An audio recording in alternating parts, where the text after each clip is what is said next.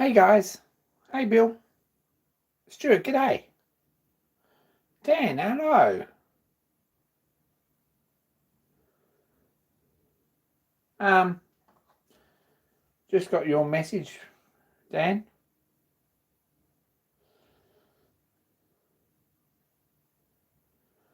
Hey Kevin. James B, g'day. Fridge. That's a no. Just in case you were wondering about whether that was a good thing. Don't. Anyway.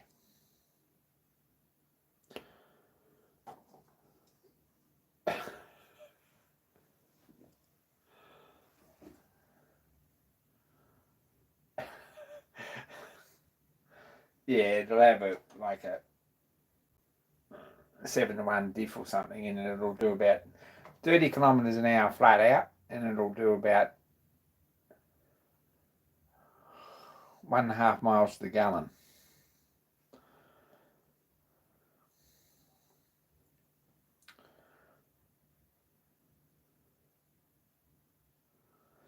I haven't seen one for a while, but it'll take 6 ton, yeah. And if you can afford the fuel bill, it'll drive it up the wall. Hey, Mark Osborne. G'day.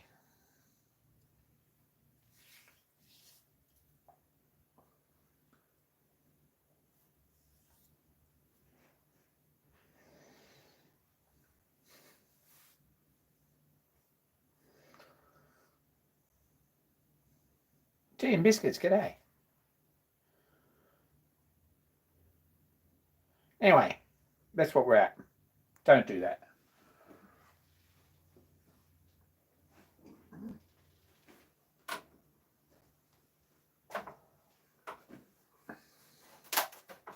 Oh, we've actually got some light here. Is that better?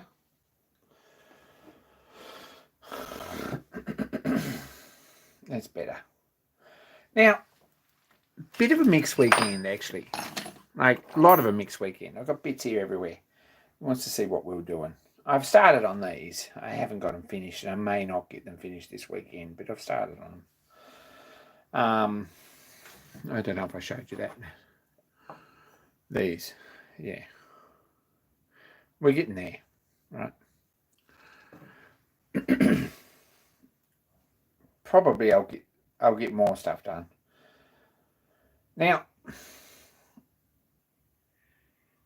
those two sacrificial anodes haven't arrived. Right?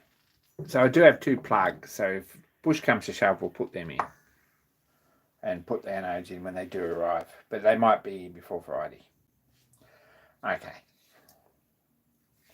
This means tomorrow or the next day. We'll see how that goes. Stuff and things, yeah. This casting, right? We got one of these made up off a pattern. There are some issues with it. TradeLink don't seem to have them, to be honest. They've got long ones. And about 4 times what I want to pay for them. I don't really want to spend $300 on a couple of anodes. So all I want is the short ones, and I bought them off eBay, so they just haven't arrived yet. They were cheap. Anyway, they'll turn up. They'd probably be here, to be honest. This casting's got some problems. I did this for my mate Mark. Mark's T3 Fowler Restoration. He's got a Facebook blog if you want to look. But I did this for him. And it's not a bad casting, except it's a bit light in here. I think the tank on the Roby would definitely benefit from an anode, Dan. We've got a nasty crack through here. Right? It's a shrinkage crack. On gunmetal, that's a fairly common thing with things like this because it's sort of a process, a learning process all the way through. So you're going to have to do this again. I'm probably going to... Morning, David. Shrinkage is all right, and this is fine, except that we've got an undercut here because we didn't put this gate right to the top here. Right? We poured it this way up, which is one of those fun things to mould because of the shape of it, right? See the parting line on it's not quite straight. Interesting.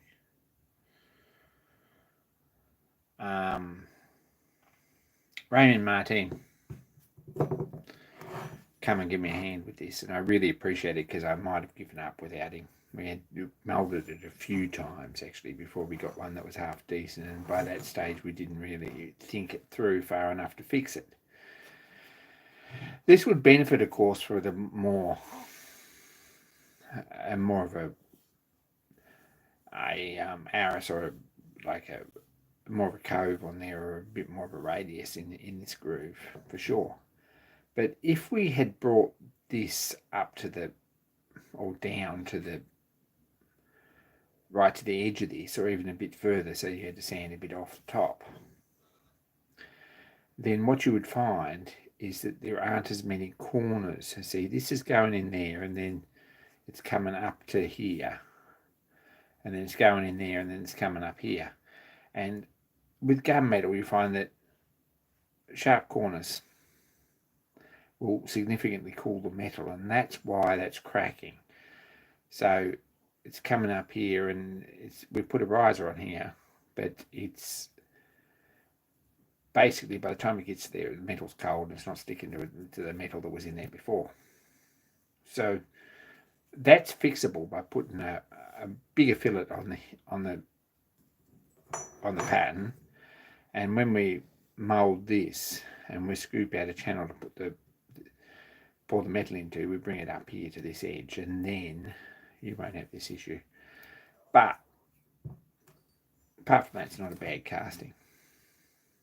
At some point we'll probably have another go at it.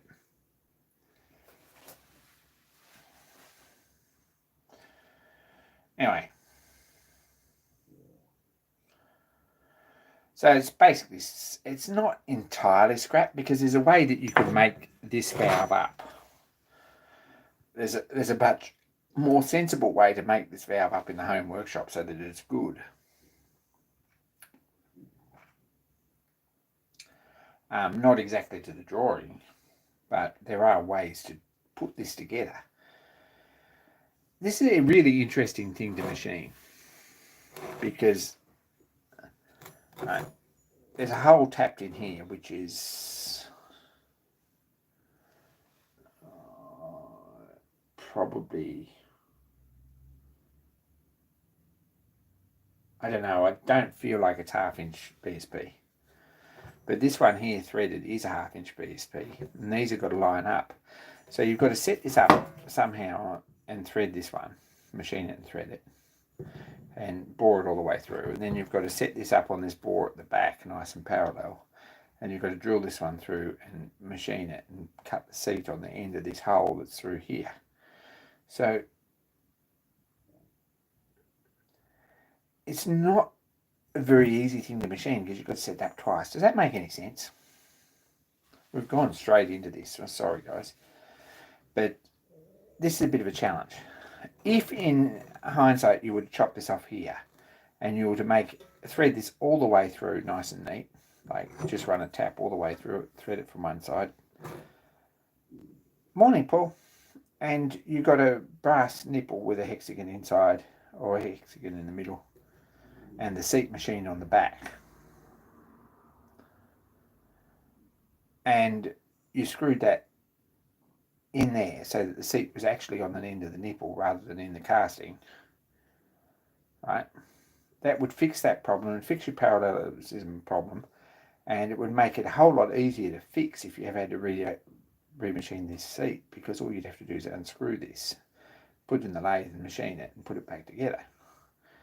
So to my mind, if I were to do a bit of an exercise at some point and make this up to the drawing with that modification and stuck it on Facebook Marketplace, I'd probably sell this.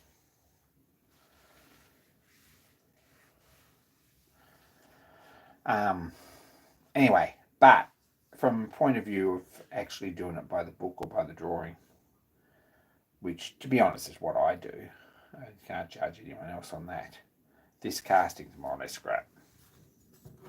Because this crack here, it'll be quite deep.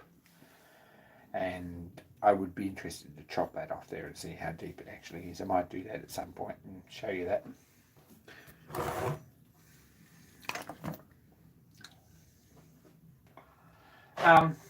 Other castings worked out. This is an absolute nightmare, everything. And look at this. Look at this absolute atrocity of a steam valve.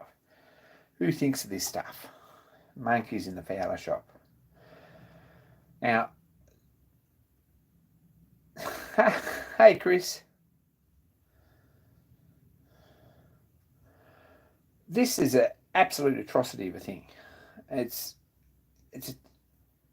a living terror of a machine that hasn't got any design thought put into it at all by modern standards.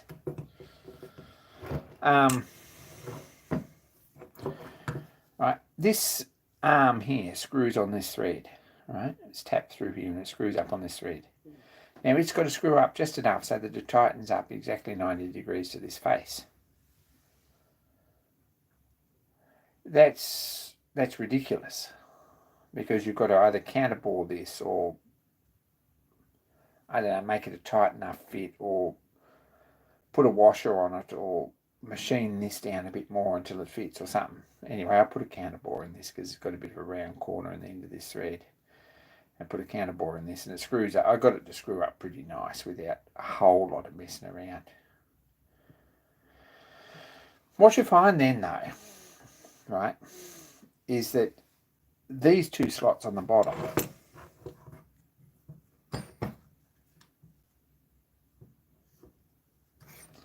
right, this one and this one, have got to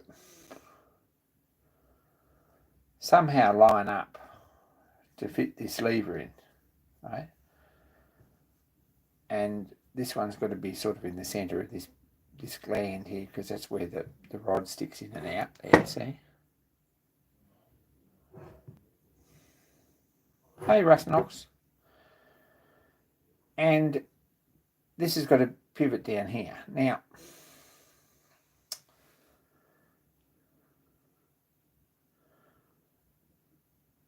when you finally get these set up, and it's a matter of basically bending this into submission and bending this into submission so that these are somewhere near parallel down here. There was a bit of messing around and bending this both that way and that way, crossways, so that these two line up. When you've got that point done, we're doing great, Rusnux. You've also got to bend this with a 1/4 inch offset so that this fork here lines up with this hole. Look at that. How cool is that? And so that it misses this nut. And you hope and pray that once you've got this handle back in here in place, that this handle here misses this shaft that comes through this hole here. Like,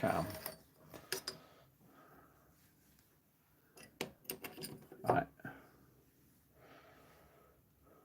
Which it does, and it didn't before. So we must be doing something right, because on the previous attempt that someone had, we had problems with that, and it didn't actually clear there. So we got that fixed. Now, when you've got all that sorted out, right, you've got to shorten this, or whatever you've got to do here with this, so that this lifts the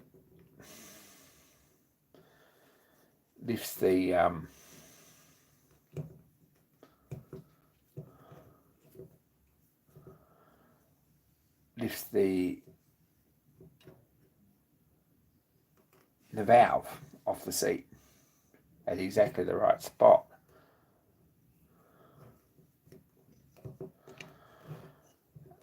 And at this point, when this is right in, that doesn't actually touch the seat. So where we are at the moment, right, this lever here needs to be quite considerably shorter, and we've still got to shorten that up. So I've got to take that out and take it all apart. Take these pins out, which is a stupid system. It's got 2 split pins in here, see? But I take it all apart, and I've got to shorten that up until that valve actually seats down and it doesn't actually touch until this pulls it apart. But if it goes too far, you find that this touches on that lever there, see?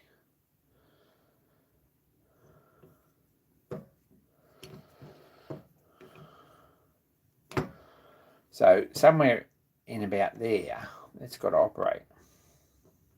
Anyway, that's a fun thing. Just so you know, I'd nearly given up on this last night. I really was not feeling like this was something that I really ever wanted to see again.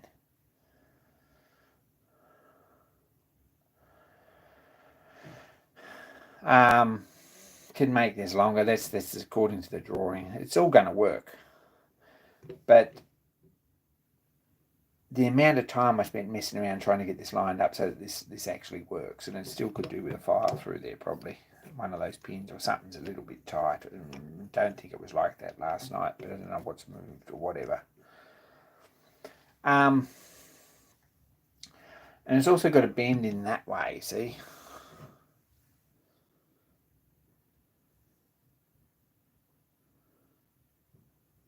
And see, that's only just long enough there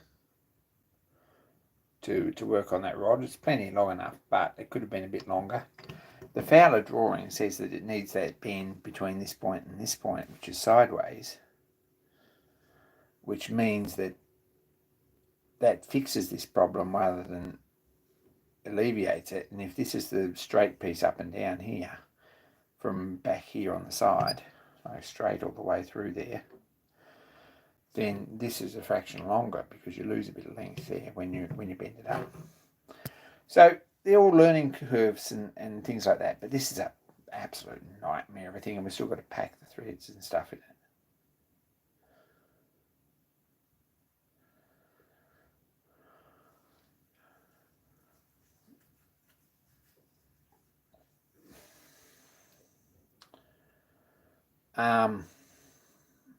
Anyway, that was one of the jobs that we got done. It's all back together. It's nearly finished. There's not a lot of work in finishing that. Probably tomorrow night I can get that sorted.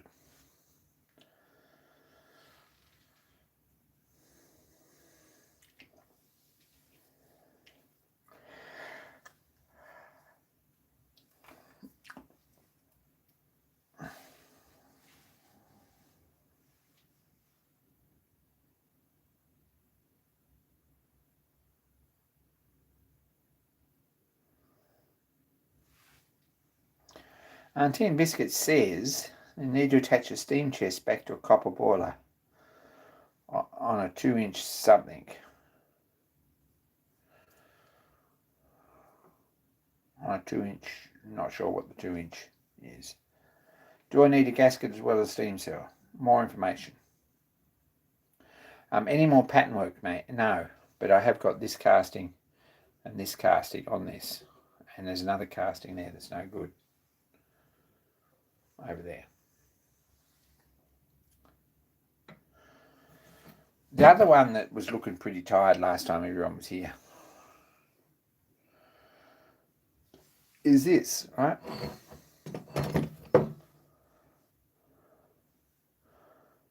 This is a Fowler blowdown valve.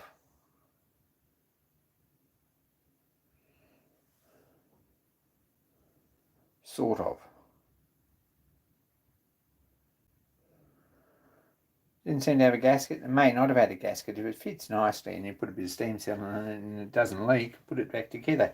If it does leak, cut a bit of cornflakes box. That's my advice.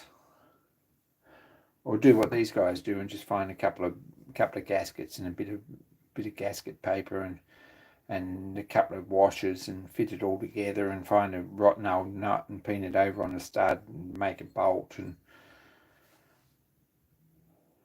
there you go.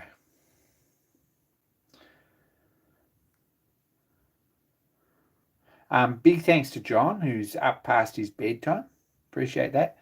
But yeah, John, this is all thanks to you for the tap. I really appreciate that. We got it all fitted. We got that fit up nicely against that shoulder.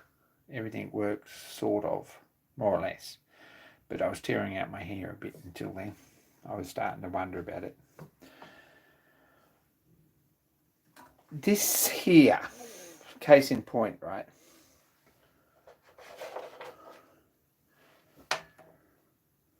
On here it had what looks like a 3/4 washer, steel washer. Very nice. And what looks like a bit of steam tight gasket jointing or something, or it could be leather, might be a leather bucket. I don't know what that is, but it's all old and dirty, and it's got a hole in the middle. And another washer that looks like it's about 5/8, something like that. And that was all bolted together here in a bit of a sandwich, right? Holding this plug in here, sort of, which is probably why it was leaking a bit. I fixed this properly, made a proper brass washer, about how it should look, and put a square in here. I haven't fixed it as properly as I'd like, actually. But I put a square in here to match up on the square on the end of this shaft. You get red lead at Bunnings. And put this ugly bolt back in. It should have a thread sticking out the end of that with a nut on it, but it hasn't. And it might get that yet. We'll see. Now this can't come undone because as that turns, this washer turns too with the bolt. So there's no actual, no movement between here and here officially. Hey, Matt. So we've got all this back together and cleaned up.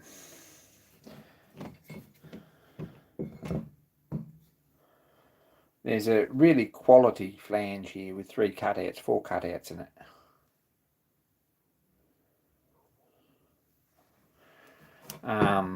We have a club that set up their own foundry, James.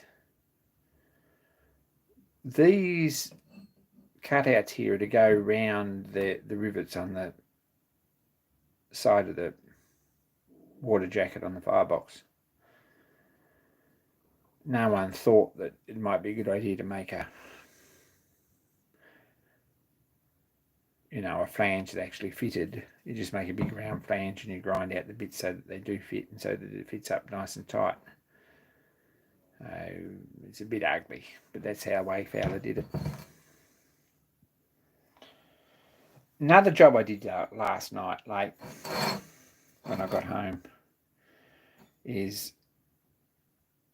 which wasn't as easy as it could have been either. I silver soldered this onto this valve. So now we've got a thread, which means that we can attach a hose, which means that we can reclaim the water without actually spilling any or working in a puddle and without wasting 1,000 litres of water every time we steam the roller. So pretty happy about that. That's awesome, I think. Good job. But this is not without its difficulties either, right? See this? This has got 8 sides. I guess it saves brass. They cast them with 8 sides. I don't know. Maybe it means that you need a smaller spanner. I'm not sure why anyone would make these with 8 sides because they're almost impossible. I guess no one else is doing this, but it's almost impossible to set up in a 3-jaw chuck. And I had to set this up in the 4-jaw to machine the thread off here and machine it down to fit inside. And then I just silver soldered it. So all those things you don't think about. Anyway, this has got a cross on it for closed and open. And it should have a big brass handle on it that sits over the top. But we haven't got one of those yet. We might at some point cast one.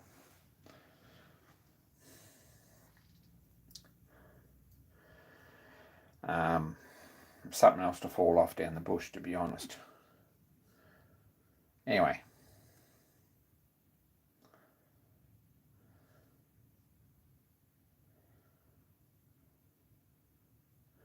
So that's been kind of what I did this last weekend. When Dan bogs the roller. Yes, exactly. That's it. You got it.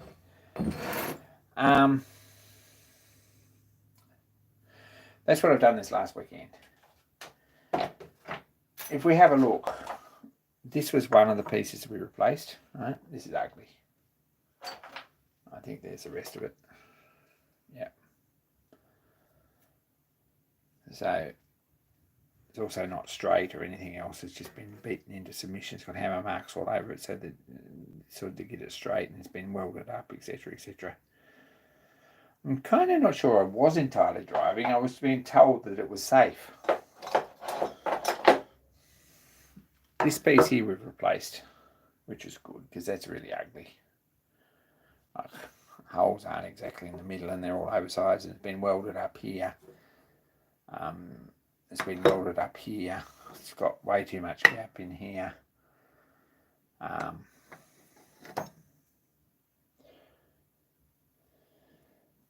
He said, oh, it's fine, it's fine. That's what we're going to do. It'll be fine. Anyway. That's the new one on there, which is a much nicer looking thing than this.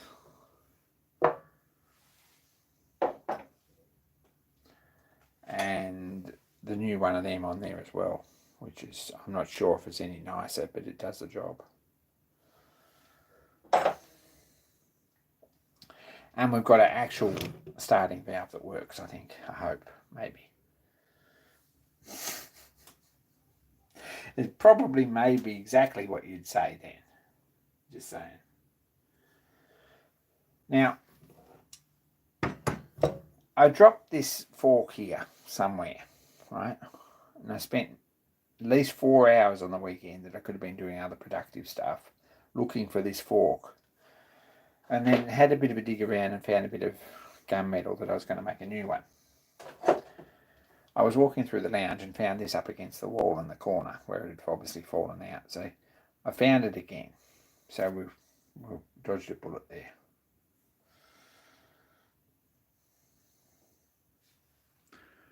This has still got, look at that, even after severe and rational go over with it, steel wool and a brazy brush and a wire wheel and about 15-20 minutes in a 90% ammonia solution in the ultrasonic, etc., etc., etc., it's still got steam oil stuck on here.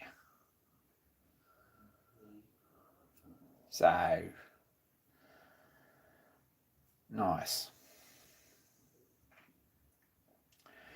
Alright, we're putting the original nuts back on this for now because I haven't got to the point that I've actually made 2 new nuts for it. That's something that didn't happen either. Anyway, that's the going forward. They're the bits that we've got going. Got them.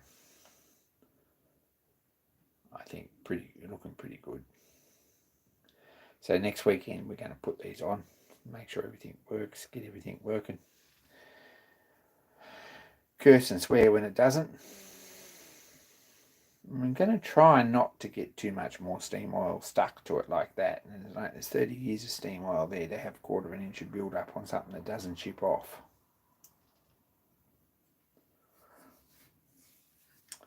And anyway, all pretty well done. And I'm sort of happy with those bits. I had thought that I was going to put a lock nut in here, machine this down and fit that up in there to fasten this in the right spot, but basically I give up on that and just tighten it up. Just machined it until it tightened up. I think it's all right.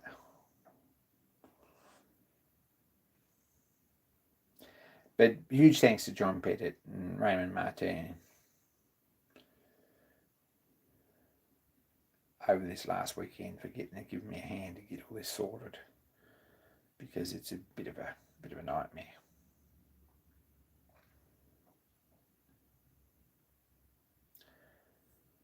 And that should be fairly easy to mark and get in the right spot to cut the end of it off so it doesn't lift the plunger up the valve off the seat quite as quick. But it's not a big job, I don't think. This other engine over here, done nothing on that. Haven't even looked at it. It's not something I've done. All the other things that I was going to do I haven't done either. But I've vacuumed the lathe several times in the process, and slowly it's coming together. Good morning, Frank. So anyway, that's what's happened. It's all the exciting things.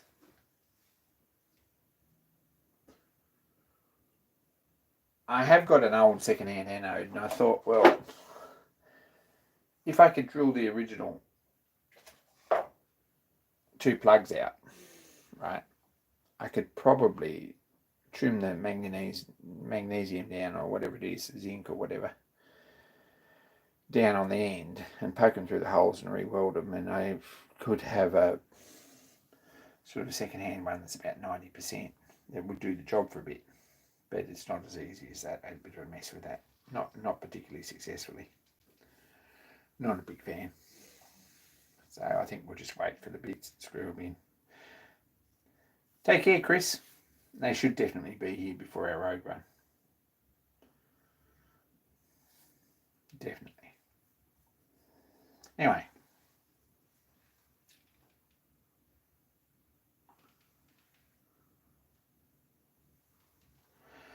What's everyone else up to? Russ Knoxon's making things, I'm sure. He's been gear cutting. Always good videos. Tea and Biscuits is messing around with miniature traction engines by the look of it.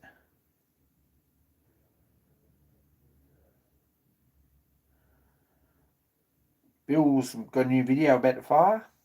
It's a pretty good video, really. It's worth a watch. Stuart's given up on putting a DRO on the lathe. He needs some moral support and a bit of a hand with that. I feel like going down there and giving him a hand with it. James P's just buying more things.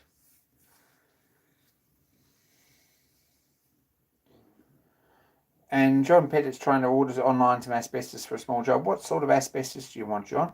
And what sort of, in what form? Do you want sheet, or do you want cloth, or do you want rag, or do you want like muffler wrap, or do you want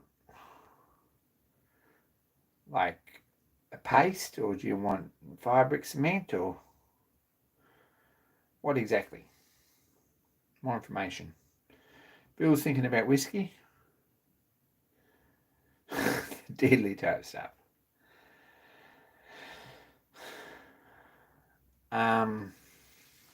I think that Dan's probably thinking about whiskey, but he's given it up apparently. He's given up alcohol and cigarettes and coffee.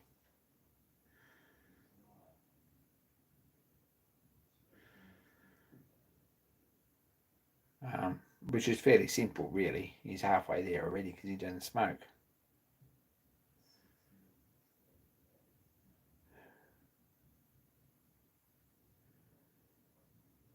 New screw for the tailstock. That sounds... Oh, the new lathe rebuild. That's awesome. Enjoying that.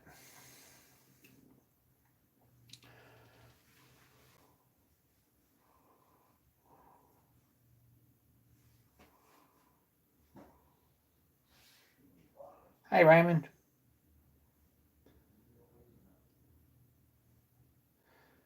Good to see you. Thanks for calling in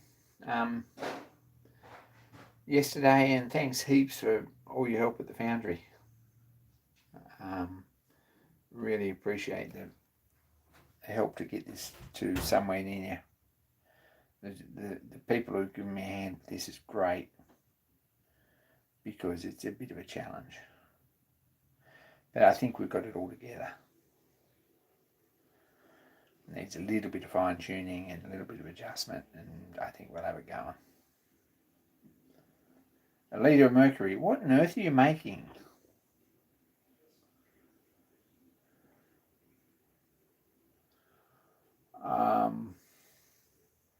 I've got a mercury bottle here somewhere, but there's no mercury in it. I found it in the goldfields in Tasmania. It says we guarantee an ounce of liquid, not a bottle full. So obviously an ounce of mercury wasn't very much in the bottom of a big bottle. So you're getting some good tools there, James. You're enjoying following that along too.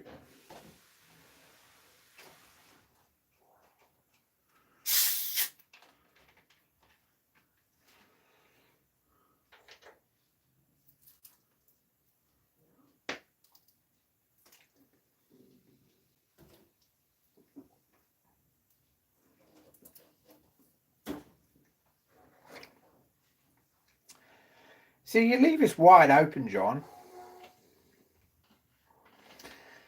What I'm drawing from this is that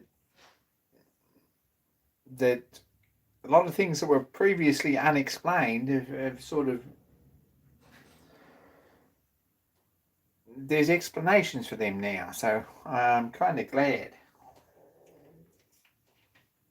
The more you know, you see.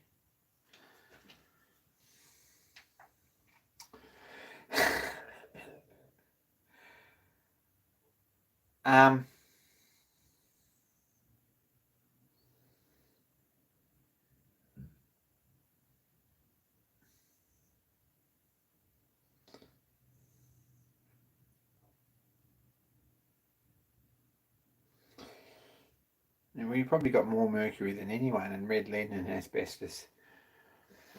I had access to a big tin of red lead in Nerang where I used to live, and I'm feeling a little bit annoyed that I didn't collect it up when I moved out.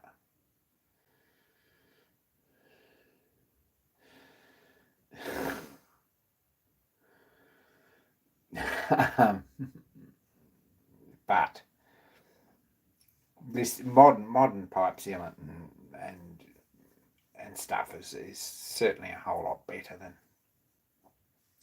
than messing around with old-fashioned sort of stuff like that. There's stuff available that does exactly the same job and a lot better and a lot safer and a lot less likely to, a lot cheaper, usually.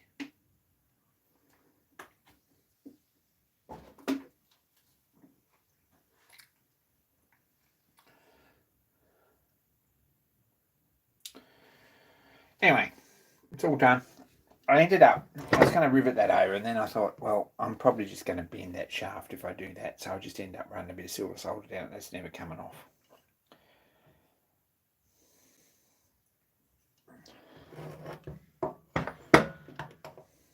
Anyway, there's that. You can bolt them back in place, get it all sorted. Pretty happy with that.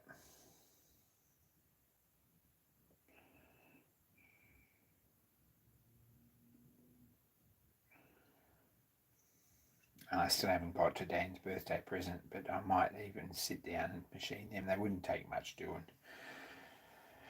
If I've got a couple of hours, I might just do that. There wouldn't be much involved in it.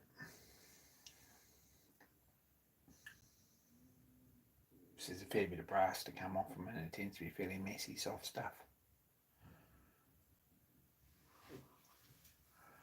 What else have I got to share? Probably not very much, to be honest. Not very much at all.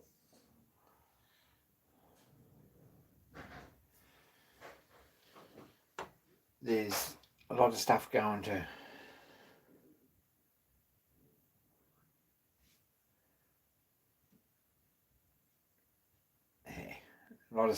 Shenandoah this week. We're a bit of a clean out going down there because Dan's got his new shed up nearly. So it's time to start moving stuff in.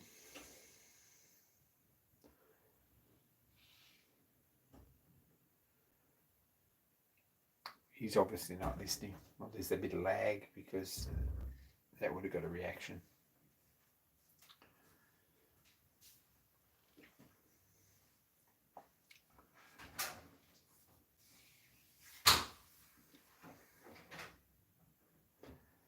Apart from that,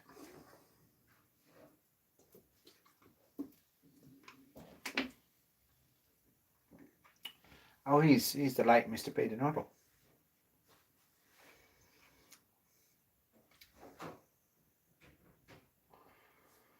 I don't think he missed anything. I've just gone through all the heartaches and tribulations that I've had this week and not really shown a lot of progress for it. So that's about it.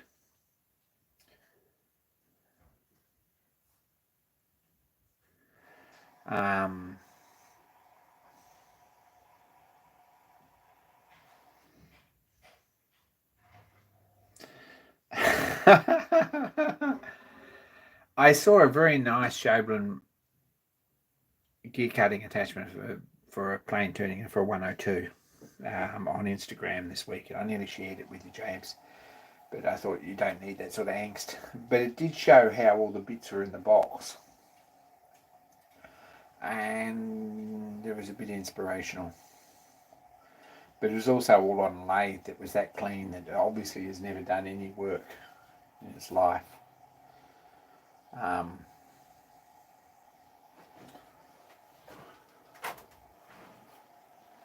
Whereas mine's probably in dire need of another repaint, to be honest. I will get some more pieces on it, some guards and stuff on it. I've got a product coming for belts called Viberthane.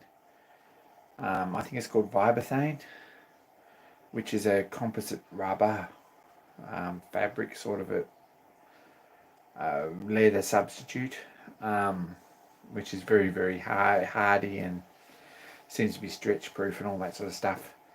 And when it comes, I'm going to do a bit of a video on fitting that up as belts, and we'll see how it goes, because I think it's probably going to be very grippy and very good, and it's going to stay tight and it's not going to stretch too much, and it's going to be fairly quiet. So Viberthane is used for horse harnesses and dog collars and things like that. It's a pretty good sort of a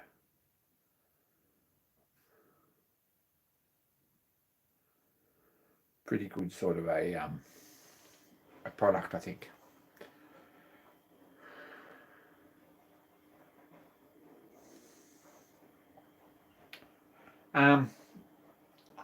Look, honestly, I could spend every weekend till Christmas just tidying this up and getting going, and every weekend for the next 2 years, but there's too many other things to do, and I apologise. So that's enough of that. It's just depressing. The floor's a bit depressing here at the moment. We've got power tool boxes and all sorts of things open. Need to go through and clean all that up before I go away for the weekend.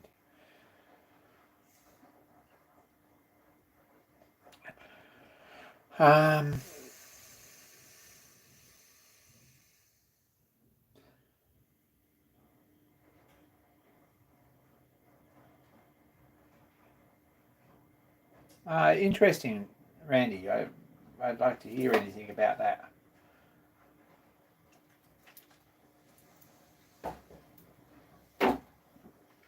But we use it at work a fair bit, and I've always thought it might make pretty good drive belts.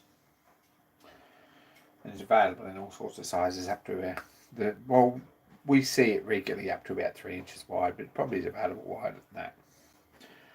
So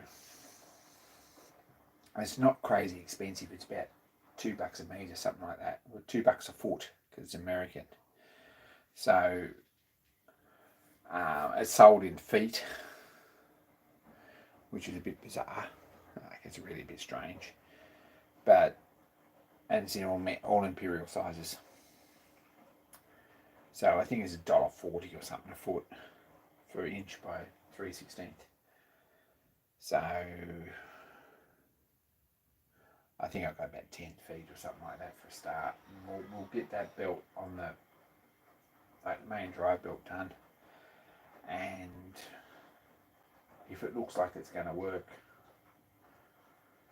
then we might get some more to do the other belts. Anyway, more about that soon. I believe it's on its way. I think it's been ordered. I was hoping to have it here this week, but I'm not sure if anyone's been quite that quick about it. It'd be very useful to have it. that belt's starting to get a bit loose and it needs shortening up again. And to be honest, the more joins and things you put in it, and that belt has got quite a lot of joins in it. I don't know if you can count them. What do we got? 2 there.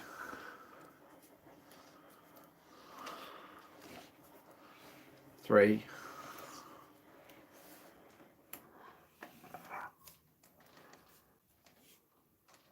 Yeah, it's got three joins in it.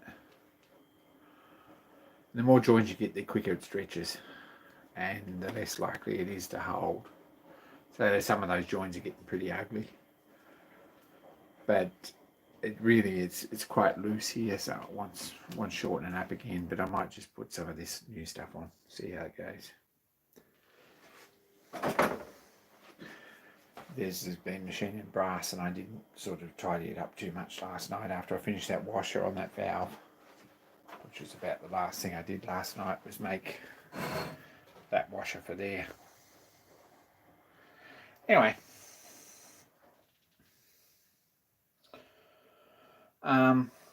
that's probably about all I've got to share. There's not very much other exciting stuff that's happened.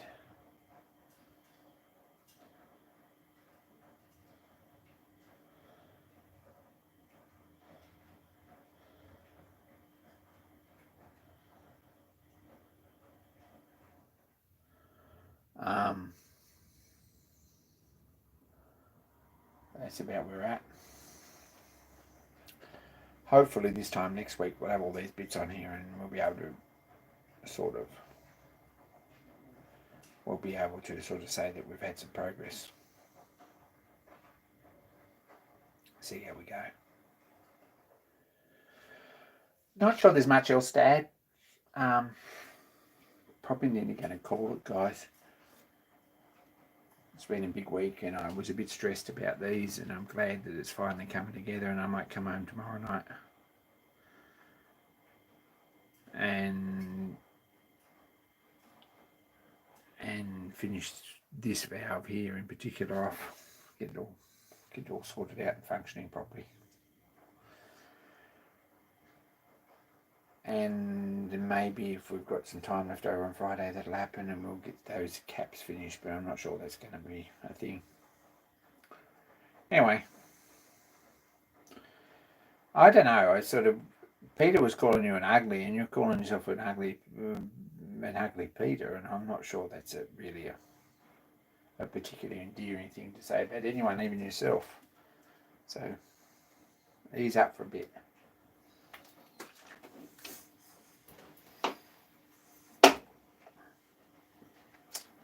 Anyway, before this gets completely out of hand, Dan, are you still there? If you're still there, can you tell me what thread, what fitting I need to go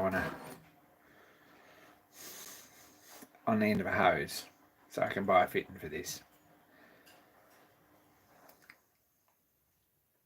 You've probably got one there in a box, but we might as well have one. So, and then we still got one there in a box. So if you can tell me what the actual fitting's called that needs to go on here to go on a quick release on the hose, that'd be fantastic. And I'll get one of those to put on it. I guess there might be a video over the weekend. We'll see how we go. Get all these bits bolted back on. There might be actual video. There might be a video about this if I get some more filming done. And I'll be Whitworth's the answer. Whitworth's the problem, not the answer. Very much so. Anyway, I might call it. I really appreciate it.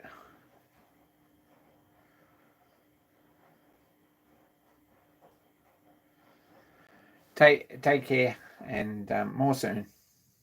Appreciate you all tuning in. It's good to see you all. go and watch any one of these, makes awesome videos. Go and check out Bill's videos or Rustnax's videos, whoever else is here that makes good videos. If you're looking for something else to do.